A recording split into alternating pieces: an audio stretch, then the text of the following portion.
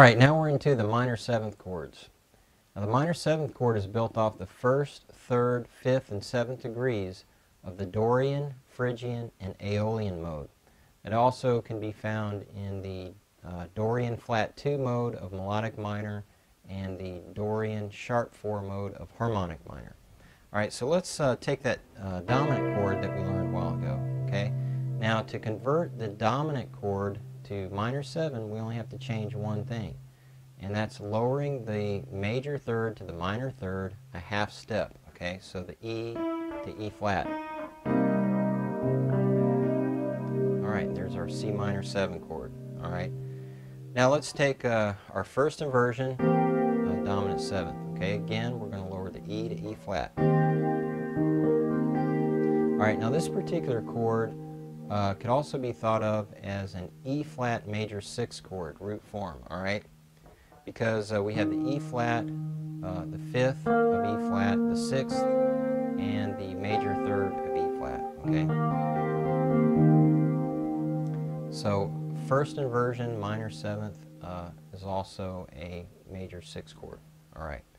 So let's take the second inversion of dominant 7, alright? We're going to lower the third down a half step, and bingo, we have a minor 7. Alright, now let's take the third inversion, dominant 7th. Okay, again we find the third in the chord, which is E, lower it. Okay, there's a minor 7. Alright, now what about a minor 7 sus2? Okay, to create a minor 7 sus2, we just lower the E flat to D, okay, the second note in the scale, alright? So here we have a C minor 7 sus2.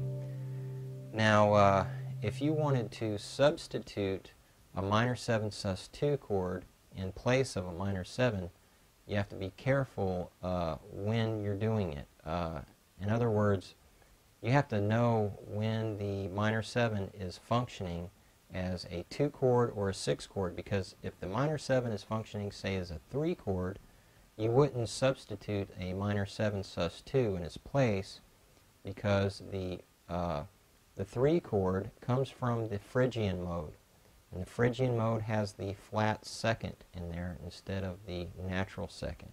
Okay, so just be aware of that. Now the minor 7 sus2, okay, is also the same chord as a dominant 7 sus2 or 7 sus2. Alright, because you take this dominant 7th chord and lower the second down to, or excuse me, the third down to the second here. Okay, so now let's take the first inversion of minor 7, alright, and change it into sus2. Alright, that's a nice chord.